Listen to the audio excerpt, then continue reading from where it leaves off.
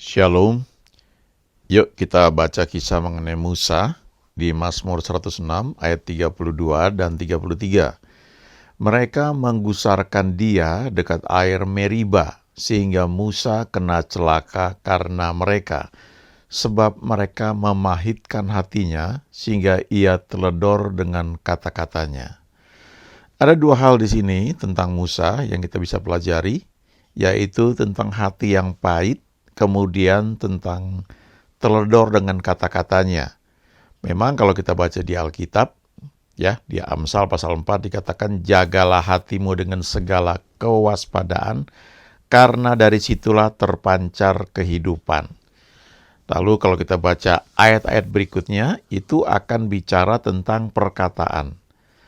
Yesus juga mengatakan bahwa apa yang keluar dari mulut itu meluap dari hati. Ya, jadi Musa ini walaupun dikatakan dia punya hati yang lembut, ya, lebih lembut daripada semua orang yang ada di atas muka bumi ini, rupanya karena sekian lama memimpin bangsa Israel yang suka berontak ini, hatinya menjadi pahit. Dan ketika hati yang pahit itu, waktu dia melakukan perintah Tuhan, dia teledor.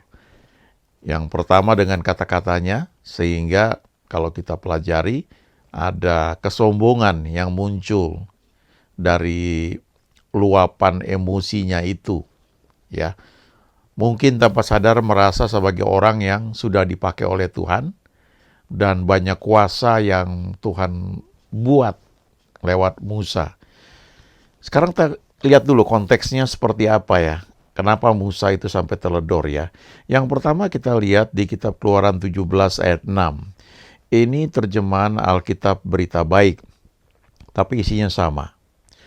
Aku akan berdiri di hadapan kamu di atas sebuah batu besar di Gunung Sinai.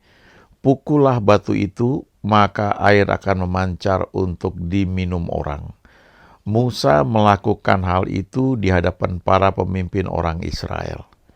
Dan kalau kita baca ayat-ayat selanjutnya, ketika Musa memukul batu, sebuah batu besar yang Tuhan perintahkan, maka air keluar dari sana. Ini konteksnya waktu itu mereka nggak dapat air ya. Mereka di padang gurun dan mereka komplain ya. Kemudian Musa lakukan perintah Tuhan dan terjadi mujizat. Ya, batu yang dipukul itu memancarkan air. Nah, kemudian di kejadian berikutnya ini juga sama ya. Waktu itu orang Israel juga marah karena tidak dapat air. Mereka bersungut-sungut, mereka ingat lagi lebih baik kita tinggal di Mesir. Dan ketika Musa protes kepada Tuhan, ya, kalau kita baca di Bilangan pasal 20, kita akan bisa lihat bahwa Musa ini juga sudah mulai pahit hatinya. Ya, dia protes kepada Tuhan juga, ini bangsa ini tegar tengkuk, luar biasa. Kasusnya sama, nggak ada air. Tapi coba perhatikan di ayat 7 ya. Tuhan berfirman kepada Musa, ambillah tongkatmu itu, dan engkau dan Harun kakakmu harus menyuruh umat itu berkumpul, katakanlah di depan mata mereka kepada bukit batu itu, supaya diberi airnya. Demikianlah engkau mengeluarkan air dari bukit batu itu bagi mereka, dan memberi minum umat itu serta ternaknya. Nah, di sini perintah Tuhan adalah katakanlah di depan mata mereka kepada bukit batu itu supaya diberi airnya. Perintahnya itu. Kalau di Keluaran 17, Tuhan memerintahkan kepada Musa, pukullah batu itu. Ya, di hadapan orang Israel, maka akan keluar air dari batu tersebut. Tetapi yang di sini Tuhan gak suruh pukul, Tuhan cuma bilang, katakanlah di depan mata mereka kepada bukit batu itu supaya diberi airnya. Jadi kejadiannya sama, ya, kekurangan air di hadapan bukit batu, tapi perintah spesifiknya berbeda. Kita lihat ayat-ayat selanjutnya ya.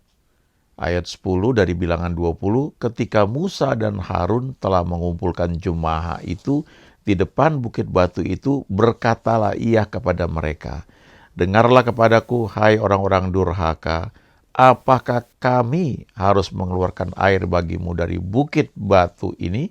Ayat 11 perhatikan. Sesudah itu Musa mengangkat tangannya, lalu memukul bukit batu itu dengan tongkatnya 2 kali.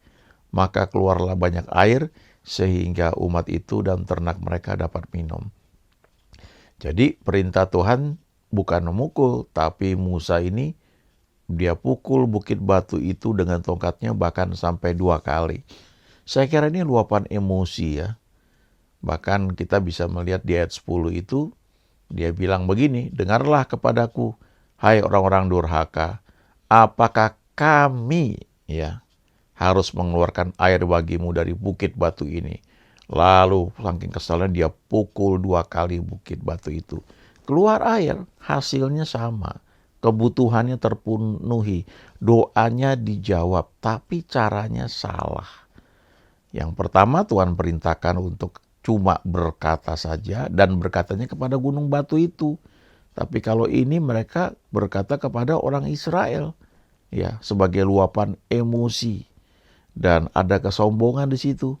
Karena Musa bilang, dengarlah hai orang-orang durhaka, apakah kami, ya kami, bukan Tuhan ya.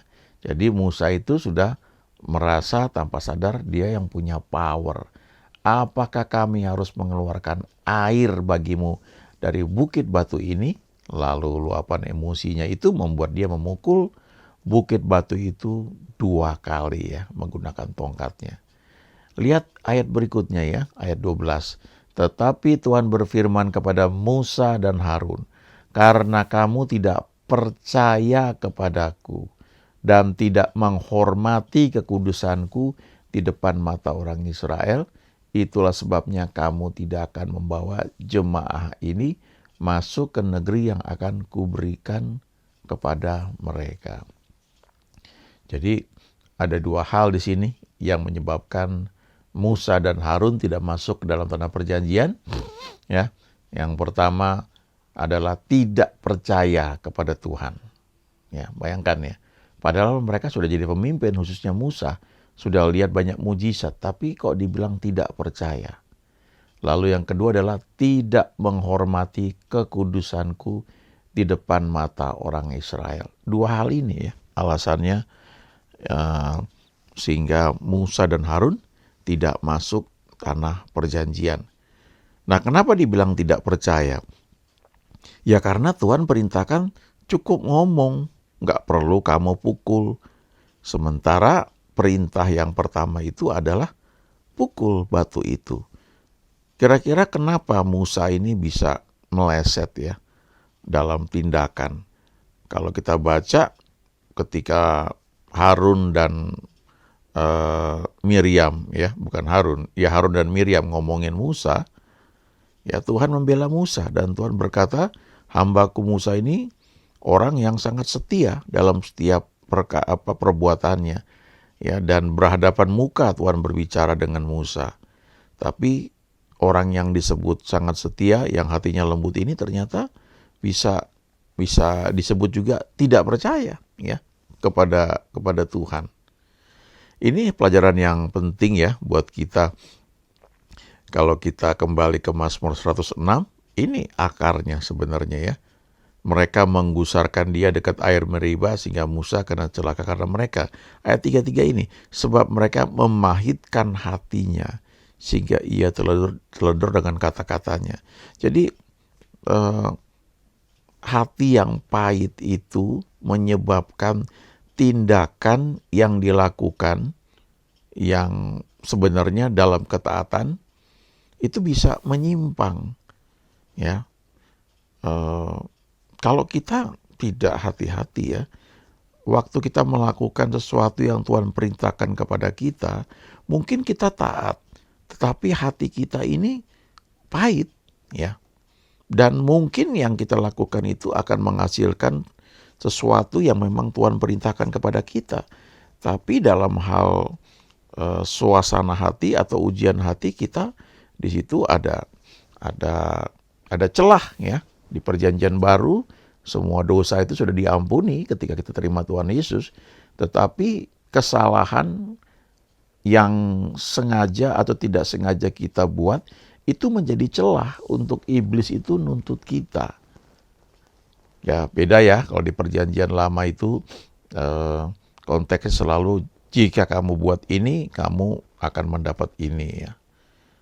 Kalau kamu nggak buat ini, maka kamu akan kena seperti ini. Dan selalu konteksnya kita baca Tuhan menghukum ya, Tuhan marah ya, Tuhan gusar, sepertinya seperti kayak begitu. Tapi kalau kita baca Alkitab kan God is love, Allah adalah kasih. Ya, dan dia nggak berubah dahulu, sekarang, dan selama-lamanya. Cuma tindakan dia dalam menyatakan kasihnya itu di perjanjian lama khususnya, orang memandang dia, mencatatnya sebagai dia marah ya, dan gusar dan sebagainya. Tapi kalau di perjanjian baru ya, kita melihat bahwa ya, Yesus sudah membereskan dosa seluruh umat manusia, dan sekali dia lakukan hal itu, maka ketika seorang percaya kepada Yesus, dia itu dibenarkan. Tetapi ketika ada kesalahan yang dia buat itu menjadi celah untuk iblis itu menyerang atau masuk dalam kehidupannya ya. Nah, jadi hati yang pahit itu berbahaya sekali. Walaupun kita melakukan suatu kegiatan pelayanan atau perintah yang Tuhan berikan kepada kita, ya kita lakukan. Bahkan bisa membuat kita itu menyimpang, seperti Musa disuruh oleh Tuhan cuma berkata kepada gunung batu untuk mengeluarkan air, tetapi dia dan Harun ya berdiri di hadapan orang Israel.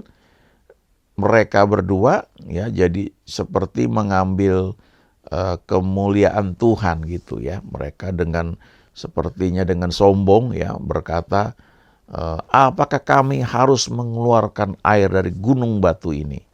Lalu Musa pukul gunung batu itu dengan tongkatnya 2 kali. Padahal itu tidak diperintahkan ya. Itu saya kira luapan emosi karena pahit hatinya, karena kesal, sehingga ekspresinya dia pukulkan itu kepada gunung batu ya. Ada orang-orang yang mungkin karena dia kesal ya, untuk luapan emosinya dia mesti pukul sesuatu ya. Mungkin dia pukul pintu ya. Dia nggak mau pukul orang yang dia kesel ya, tapi dia pukul pintu atau dia pukul kayu. Mungkin tangannya menjadi luka, tapi itu seperti luapan emosi ya. Nah, itu bisa terjadi kenapa? Karena hati yang pahit itu nggak dibereskan. Ya, kita di perjanjian baru berkata, jangan menjauhkan diri dari kasih karunia Allah, supaya jangan timbul akar yang pahit. Ya, itu sumbernya di hati. Ya, kalau hati yang pahit itu menyebabkan kita bisa menyimpang. Ya, dan penyimpangan itu bahkan orang seperti Musa bisa dikatakan bahwa kamu ya Musa dengan Harun tidak menghormati kekudusanku. Jadi bisa jatuh dalam kesombongan. Dan di Yakobus dikatakan Allah menentang orang yang congkak, tetapi mengasihani orang yang rendah hati. Kalau kita nggak hati-hati ya, keberhasilan kita dalam pelayanan, keberhasilan kita dalam pekerjaan, dalam usaha,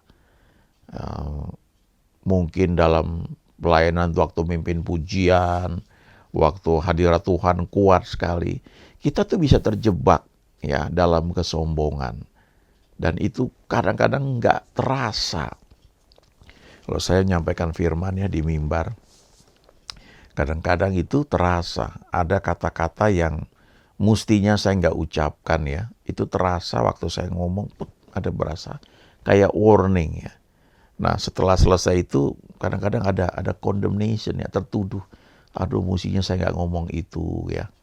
Terus ketika saya doa ya minta ampun, lalu saya dengar rekaman itu lagi, kadang-kadang oh nggak apa-apa, udah jadi berkat gitu. Tapi waktu di mimbar itu, walaupun sedang sampaikan firman Tuhan, dan itu firman yang tepat yang memang Tuhan mau ya, tapi itu bisa disampaikan dengan sikap hati yang salah ya.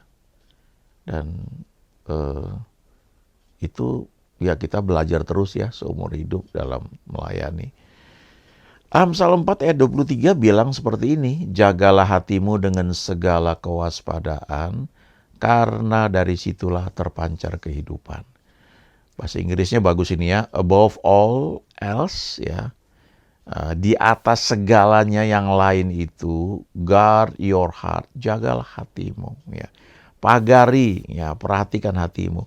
For everything you do flows from it.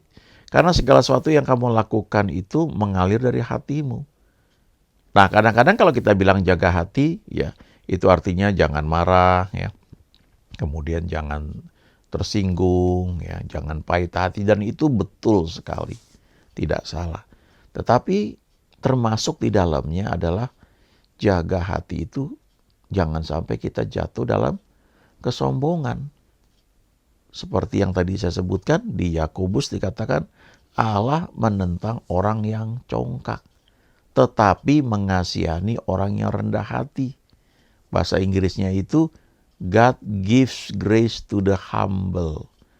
Tuhan itu memberikan anugerah atau kasih karunia kepada orang yang rendah hati. Jadi sombong itu lawannya rendah hati. Rendah hati itu menyadari bahwa tanpa Tuhan kita tidak bisa berbuat apa-apa. Rendah hati itu setuju dengan apa yang Tuhan katakan tentang kita sesuai firman-Nya. Ya, bukan minder, bukan merasa tidak layak, bukan, tetapi rendah hati itu adalah kita percaya pada perkataan Tuhan tentang kita. Ya, dia katakan misalnya waktu dia ketemu dengan Gideon itu penakut. Lalu malaikat Tuhan berkata, Tuhan menyertai kamu, hai pahlawan yang gagah berani, ya, pahlawan yang gagah, ya, yang perkasa. Nah, kalau dia mau protes, dia bilang, wah Tuhan, saya kan penakut, ya. Tapi ketika Tuhan bilang, kamu nih pahlawan yang gagah perkasa, ayo percaya itu. Kalau kamu tidak percaya, artinya kamu menganggap kamu itu lebih hebat dari Tuhan. Artinya kamu sombong, ya. Satu ketika ada seorang hamba Tuhan ya, ketika sedang ngobrol dengan saya, ngobrol yang lain ya, ngobrol bisnis. Tiba-tiba dia bilang begini, saya lihat Tuhan berikan kamu rumah, ya. Dan Tuhan berkata, because you are faithful, ya. Waktu dia ngomong seperti itu, ya memang kami belum punya rumah, masih ngontrak. Dan saya kaget karena dia nggak tahu sama sekali bahwa kami belum punya rumah. Tapi perkataan itu dia bilang, because you are faithful. Saya sadar jauh dari setia dalam pikiran saya. Tapi ketika Tuhan bilang, sebab kamu setia, itu kayak mengangkat saya. Dan saya bilang, Tuhan, saya kan nggak setia dalam banyak hal. Ya, dalam kuliah dulu, dalam banyak hal. Tapi ketika Tuhan bilang, engkau setia, saya ingat perkataan malaikat itu kepada Gideon. Tuhan menyertai engkau, hai pahlawan yang gagah berani. Nah, tinggal mau pilih mana. Mau percaya perkataan Tuhan atau percaya pada pendapat kita. Kalau kita percaya pada pendapat kita tentang diri kita, artinya kita sombong. Kita menganggap bahwa Tuhan salah, ya. Kita lebih ngerti. Nah, saya belajar untuk terima perkataan itu. Ya Tuhan, terima kasih. Kau katakan saya setia, padahal menurut ukuran saya jauh dari setia. Tapi waktu dia bilang itu satu perkataan itu seperti pedang yang tajam ya, nusuk ke hati, dan saya nggak tahan ya. Waktu dengar itu, ya sesuatu yang luar biasa. Ya, dan itu peneguhan karena masih butuh waktu beberapa tahun sebelum akhirnya kami punya rumah sendiri dan tinggal di rumah yang memang Tuhan berikan ya lewat cara Tuhan. Tuhan itu baik ya. Mari jaga hati kita dengan segala kewaspadaan karena dari situ terpancar kehidupan.